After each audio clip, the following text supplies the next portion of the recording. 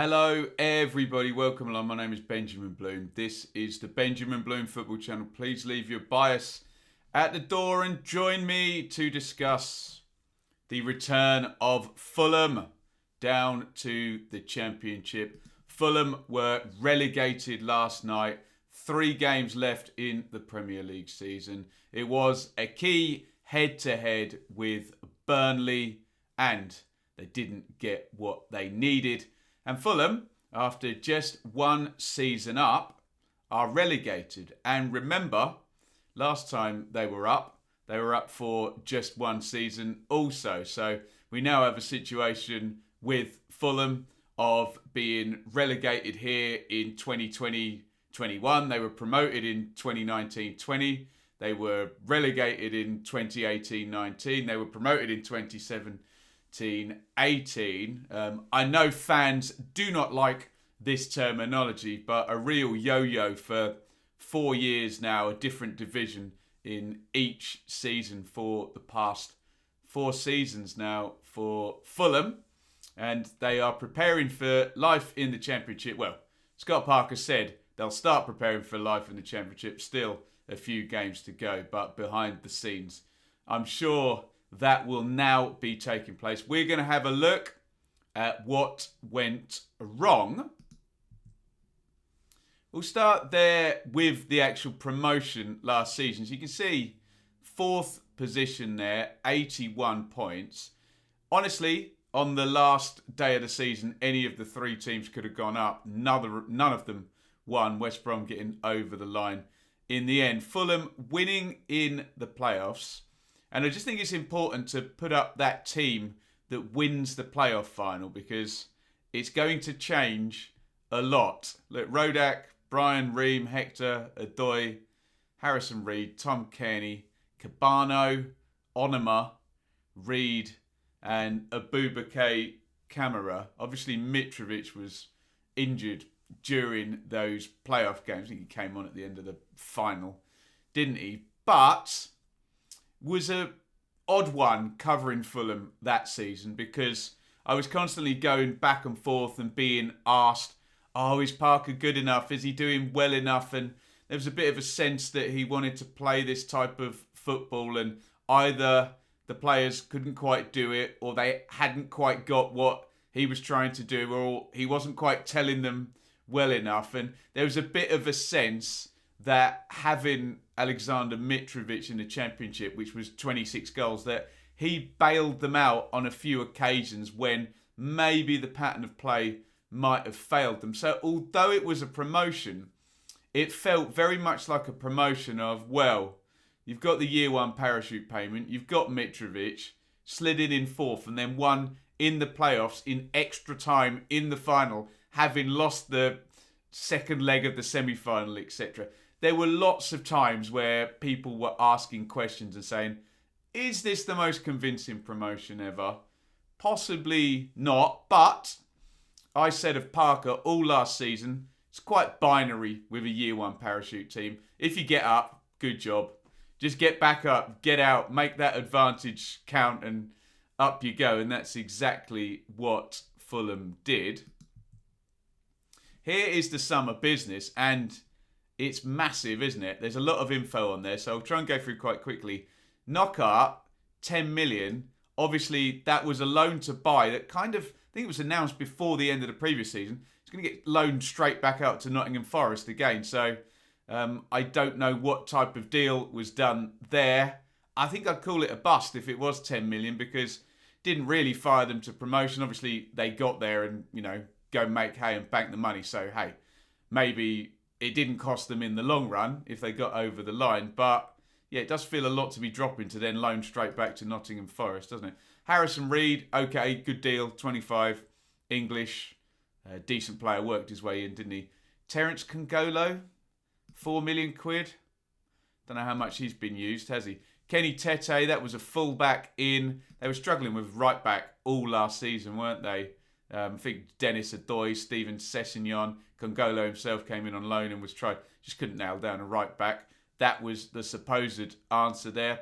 Mario Lemina on loan from Southampton. Ola Aina, another full-back, on loan from Torino. Anthony Robinson from the distressed carcass of Wigan after administration. Good left-back, young player. I do like that signing, a couple of £1 million there. Ademola Lookman, another one on loan. Tosin Adrabio, centre-half from Man City. That's a permanent signing, a 23-year-old. That's probably got some legs, that one. Literally, Adrabio, huge tall man with very long legs. Another loanee, Joachim Andersen from Lyon. And then two more down the bottom, Alphonse Areola, Ruben Loftus-Cheek. So we can immediately see the temporary nature of this squad. Look, Loftus-Cheek, 1. Areola, 2. Andersen, 3. Lookman, 4. Lamina, 5. Aina, 6. A ton of loanees. And I'm sure there's plenty of times where all 6 of those guys are in the starting lineup. Well, you tell me. In terms of players out, not a lot really happening there. Lots and lots of free transfers. Loans of Knockhart. Mawson didn't work out, or Bettinelli at the back there, where with the way Parker wanted to play. I saw a couple of those early games with Mawson and Bettinelli playing. So it's very, very clear now that Parker was never happy with his keeper, was never happy with his centre-backs or his full-backs doing what... And you can see there Cyrus Christie and Stephen Sessegnon. If ever you wanted to know he wasn't happy with his right-backs in the Championship, there's 2 of them loaned out the following season and another 2 brought in. So maybe I could add to that promotion being unconvincing with, you could really argue that Parker did it with players he really fancied by the sounds of it, considering how he's going to bomb most of them out, I have to say. And here is a poor start. We're talking about bombing players out. Well, this happens over these first sort of weeks of the season. Horrible start. Look, 3 conceded against Arsenal, 4 conceded against Leeds, 3 conceded against Villa. I think it was possibly after that game where Jamie Carragher went on Sky and said Fulham will definitely get relegated. I've never been so sure of anything in my life. Wolves beat them 1-0. A draw then at Sheffield United. I believe they missed a pen in that game, and we know Sheffield United are going to go on to finish bottom. And then a defeat at home to Palace. So dreadful start. Loads and loads of goals conceded. 14 in the first 6 games. 1 point in 6 and already -9 on the goal difference. And I think it very much speaks of a team, a club, a manager that went up. I don't know, the best thing I can think of is they were kind of cobbled together with tape and managed to get up, and then it was exposed in those early weeks of the season. And then I've written here a new team. Now this is taken from the away win at Leicester, which I do acknowledge is a few games after. But look at it and think back to that playoff team I put up on the screen, because Areola, new player, Robinson, new player, Adrabio, Andersen, Aina, all new players. Bobby Reed, there we go. There's one who survived. Lookman, new player. Anguissa is kind of a new player because he was loaned out when they were in the Championship and then brought him back in. Harrison Reed, another holdout. Ruben Loftus-Cheek, Ivan Cavaliero playing up front. So it's basically, what was there, 3? Bobby Reed, Harrison Reed and Ivan Cavaliero were there last season. But it just feels like such a big turnover in such a short time. I mean, Parker was praised. I remember that Leicester game for it being quite innovative, and it was a 4, and then Bobby Reed would drop back and make it a 5 out of possession. But the really striking thing, I think, is if you said to me, key players in Fulham's promotion, I say Mitrovic, I say Kearney, and it was always Hector and Reeve at the back. Maybe they weren't as such an influence, but the fact that he's choosing now to do it without Kearney and without Mitrovic is just really, really telling that maybe that Slaviša Jokanovic style beforehand is not the way he ever wanted to go, Scott Parker. And then you have to tip your cap, because for the next 22 games, Fulham scored 25 points. Now, what we know about relegation is a point per game is always a pretty good barometer of whether a team is going to be up or whether they're going to be down. If you're below that number, you need to be very, very worried. If you're above that number and can sustain it, you're often looking all right. I know the old cliche of 40 points was around, I think based on the old 42-game season, to be honest. But now I think we're all more coming around to a point per game. It's a 38-game season, so it's more 38. I think it's actually a lower number than that. You do get whipping boys in the Premier League that pull that number a little bit lower, but you'll see very clearly there. I've isolated the table from the 2nd of November to the 7th of March, and Fulham scored 25 points in 22 games, which you can see over that period, they were better than 8 teams in the entire division. And look, level with Leeds. Okay, Leeds played 2 games fewer in that period. In fact, most people played it. But you take my point, it's viable form. One thing you will notice is a hell of a lot of draws. And a 5-game draw streak you can see through December into January. Also, have a look at a few results we can pick out in there.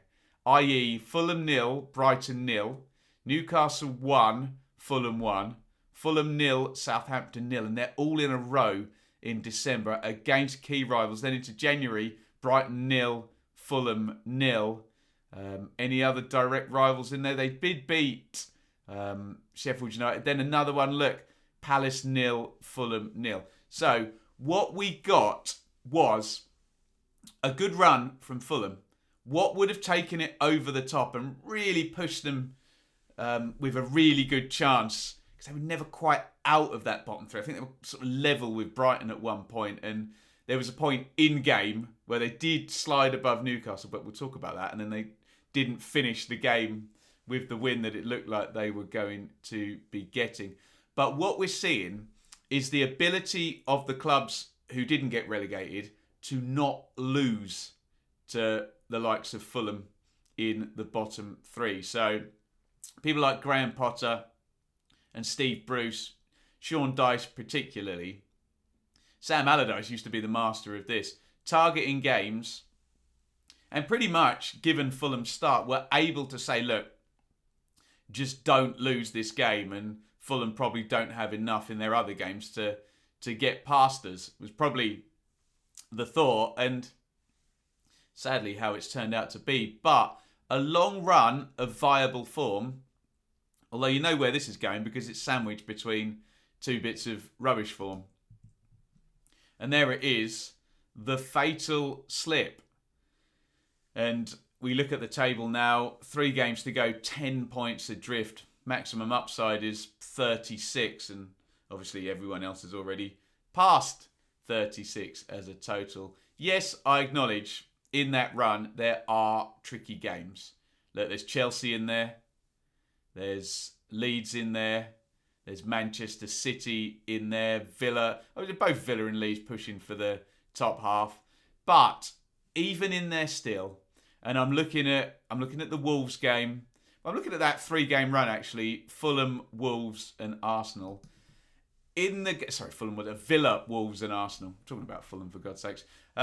In the game against Villa, Fulham went 1-0 up, and I think they went into minute 78 1-0 up, and it was game management, and that was the moment they were moving above Newcastle, and they lost 3-1. Then in the game against Wolves, okay, it's going to be another 0-0 draw. And yes, it is Adama Traore who, you can set up how you like. If you've got an incredibly fast player who's very powerful, yes, sometimes you get beat in a 1v1. 93rd minute, I think, goal that won that for Wolves. And then Arsenal equalised in the 97th minute. It all got a bit overshadowed by the Super League talk that day, didn't it? But those 3 games felt like there were chances in them, and then, of course, you go head-to-head with Burnley for the decisive blow. And I think it mirrors the start of the season. In fact, it's even worse, isn't it? Because it's a 7-game run, 1 point in 7 games to to play out. Obviously, Derby have just survived in the Championship with 1 point in their last 7. This is not Fulham's last 7, but that's been the fatal run where they dropped off from that over a point per game form, which if they just sustained, and we're into ifs, buts and maybes, if you can make that a win against Arsenal, where it was a 97th minute equaliser, if you can make it a win against Villa and you can pick up one more point in any of the other games, so add another 6 on, then not lose the game against Burnley, and we know it's viable, but we are well into the realms of ifs, buts and maybes and aunties and uncles and bulls and cliches that get used like that. Let's go to my summary. So, first issue, we do title these videos What Went Wrong. Promotion unconvincing. I think, and I mean, maybe I'm being a little bit unfair using the word unconvincing, but they did not go up with the basis of a team that they were going to try and use in the Premier League. So they didn't go up with the benefit of an established pattern of play with players that had been working in that system. That's clear because the team's ripped up, and we said by the time they're winning at Leicester, there's only 3 players that were even available to them last season playing. So they didn't get the benefits of previous good work, which we've seen other teams. Look at Leeds this season, Sheffield United the season before. They keep coasting through on, what they've built up previously. Fulham didn't have that and didn't use it. Huge team changes, instability. Scott Parker is reading between the lines, has been unhappy with this from what you can see. And he's said it will be another new team next season. And obviously with all of those loanees, I can't remember, Areola, Anderson, Lookman, Iain, Lamina. Have I remembered them all? Remember most of them, I think. Loftus-Cheek, is that all of them? With all of those loanees, they're not going to be playing in the Championship, are they, those players? So, again, the instability in terms of personnel continues. And if you do watch that interview with Scott Parker on Monday Night Football on Sky last night, it is quite revealing that he doesn't seem happy with it. And he's using terms like, we need to go and sit down and talk about this. Viable run, yes, there was a viable run in the middle of the season. However, in the end, they fell short, didn't they? They couldn't keep that viable run, which was just teetering, but it's sandwiched between, let me add it up, 2 points in 13 games, isn't it? 1 point from 6 at the start, and then 1 point from 7 coming up to where we are today. So it's all very well having a viable run, but if it's sandwiched with 13 games and 2 points, then no good. End of season drop-off is always killer. And an end of season drop-off is different than starting badly because you know the context there. So there is an element of everybody knows the lie of the land. And are you good enough to get out? Can you do it when it matters? No, couldn't. Low goals, high draws. They're really obvious predictors of a struggling team. You're not scoring goals. And when you are scoring goals, you can't win. Or when you are keeping clean sheets, you can't win. You tell me what you think. Is that pattern of play? Is that management? Is that lack of quality? Is that a little bit of all of that combined? It all does seem to be a strong predictor of a team that's ultimately going to be relegated, though. Parker roller coaster quote. I mean, I've already mentioned it about the instability, but he's talking about the team flitting between Premier League and Championship. He's talking about the transient nature of having 6 loan players one season. And I mean, when we talk about next season, do players like Mitrovic and Kearney, Stefan Johansson out on loan, Anthony Knockout, do they all now come back to play in the Championship? I don't know, but I think Parker's saying the roller coaster has to stop and the plan needs to be more solid and less transient. I'll repeat that word. And again, what next season? There's obviously going to be questions on Scott Parker. Maybe there are other mitigating factors around the way things are structured. I don't know. You tell me. Would a different manager have survived with these players? Or is Parker responsible for bringing in these players? Thereby he's complicit in the relegation, whatever you say about the personnel. I don't know. And again, next season, you've got a manager that has got the promotion before, and I'll reel off those players, these Championship specialists. Mitrovic. He's going to get 20 goals if he plays 35 games in the Champions. He always does. Johansson's done it before. Kearney's done it before. I think Hector and Reeve and all of those boys are still there in the background. Do you have this ludicrous situation where they all now come back in, even though Scott Parker's intimating, look, it can't be like this. You've got to move forward with a team that's ultimately going to be viable in the Premier League if you have the ambitions that Fulham seem to. And we should mention, going to be a new stand there ready for next season. So interesting as to what will happen next season. So lots for you to comment on, and I'd love to hear your views. Yes, round of applause when you see the title comes up, Fulham, what went wrong. Don't bother with they weren't good enough, they didn't score enough points, etc. Yeah, brilliant. We've heard those ones before. We try and make the analysis a little bit more nuanced and a little bit more detailed. Obviously, you don't need to look any further than a league table if that's the extent of your input into this debate. We try and go a little bit further on this channel with, like I say, the nuance and the detail. So we are looking for healthy, sensible debate about Fulham's strategy, parlaying into last season and what's going to happen next season. I'd love to hear your comments, particularly on Parker and where things are going to be going. I do appreciate, elephant in the room, I haven't done West Brom yet. I promise I will try and get West Brom done today. It's been a mad few days with the Championship season ending and all of that brings, and new cycle with a new manager at Preston, obviously Fulham's relegation. And as I said, I haven't covered West Brom's relegation yet. So we will try and get all of that done. Apologies if you're a West Brom fan. And if you are a Fulham fan, remember, I've been covering Fulham on the Dearly Departed shows this season. There's a couple of those a week. But obviously my bread and butter is the Championship, and there is hours each week of coverage. So, and I said this to Blades fans, and I'll say it to West Brom fans, welcome back. And I don't mean that in a flippant or mocking way. Welcome back. Hit subscribe if you haven't already, and come on the journey with us next season on the channel, where we will be covering pretty much each and every game Fulham play. There'll be previews, reviews, watch-alongs. You know the detail here. You know the drill. So do get involved. That was Fulham Relegated. What went wrong? I've given my views. Now you give me yours. Thank you for watching. Over and out. Thank you so much for watching. If you enjoyed this video, please hit the like button to see more videos from this channel. Hit the subscribe button, and to be notified every time we upload, ring the bell for those notifications to come through on your device. If you really want to support the channel and me as a content creator, I will be eternally grateful if you head over to the merch store and grab something, or support over on Patreon, patreon.com/Benjamin Bloom. Thank you for your time. Go and watch another video.